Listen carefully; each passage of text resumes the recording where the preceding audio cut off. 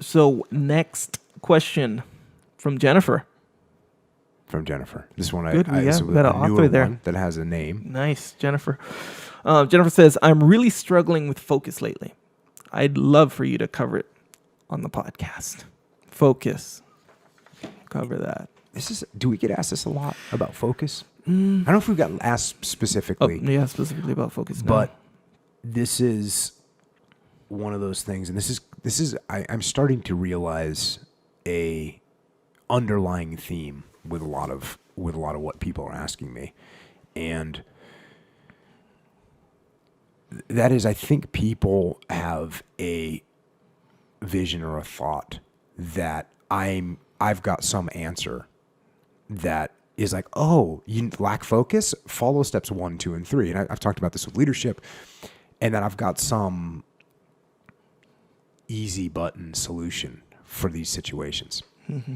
And this got me thinking about my kids and one of my daughters who, when she was, I don't know how old you are when you're supposed to learn the times tables, but she was that age. And she got really disappointed because she didn't know her times tables.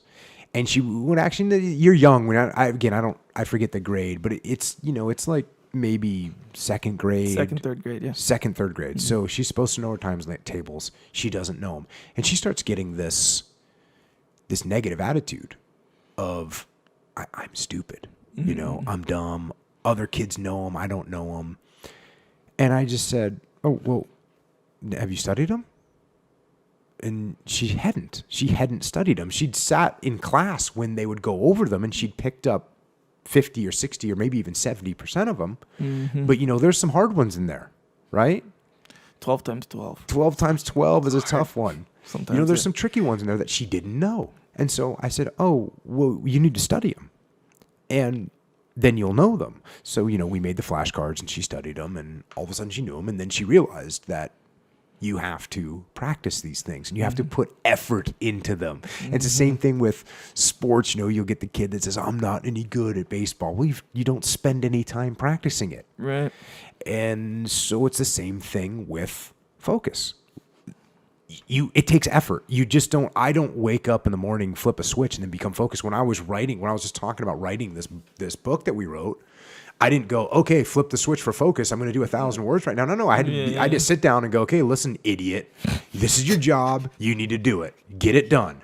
Mm-hmm. Another funny story is in the SEAL teams, we have these helmets, or we had them. We've modified them since, but we had these helmets, and underneath the helmets, you would wear this headset that your radio headphones would go into. So when you're in the SEAL teams, you're out on the battlefield, you got to talk to different people, and you've got to have a radio, and you've got nice, almost, I guess it would be, to describe it, it's like a Bose noise canceling headset for all practical purposes, but it's durable, and you wear that underneath your helmet.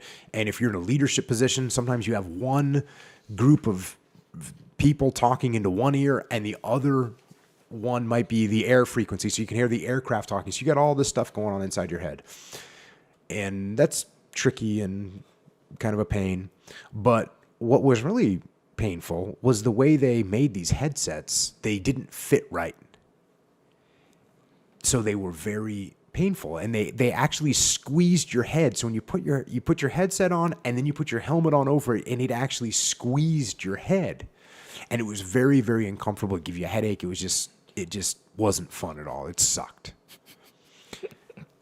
So we were out on this training mission, and this is when I was a task unit commander, and it was a long one. It was, 14 hours.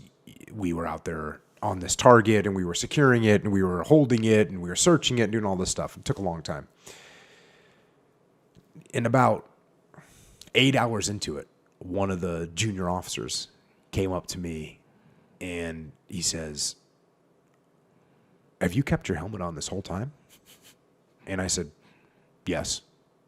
And he said, doesn't it hurt a lot? And I said, yes. and that was it. There was just pain to be experienced, and I just sucked it up, and eventually we figured out how to cure it. But The point is that does it take some pain to focus? Yes, it is not easy. It takes will and it takes mental effort to make it happen. You know, and it's there we get into kind of the things. I think I talked about this last week, but you know, shut off the music, set a goal for what you're trying to get done, and then put a time limit on it. You know, that I used to race myself when I was writing those words. You know, I'd race and see how fast I could get them done, and then go. And that's your focus. Your focus is something that you control and you can make happen. So get focused. And practice focusing. Practice focusing. Yeah, because you kind of, at first glance or the first thought isn't that you practice focusing. You focus on practicing, or you focus on writing, or you focus on, you know, and if you can't focus, like, dang, that sucks. But if you practice focusing, then you can focus on your writing, and you can focus on and also everybody knows the deadlines make you more focused. When something's due, I mean, so put a deadline on yourself and make it real somehow. Right, like kind of like if someone texts you, say, hey, I'll be over in 10 minutes. You can clean your house pretty quick in that 10 minutes. That's true. You know what I mean? That's true. But give yourself 3 hours to clean. It's going to take 3 hours. It'll probably take 3 hours. Yes. Leif and I say when people would to plan for an operation, how long does it take to plan for an operation?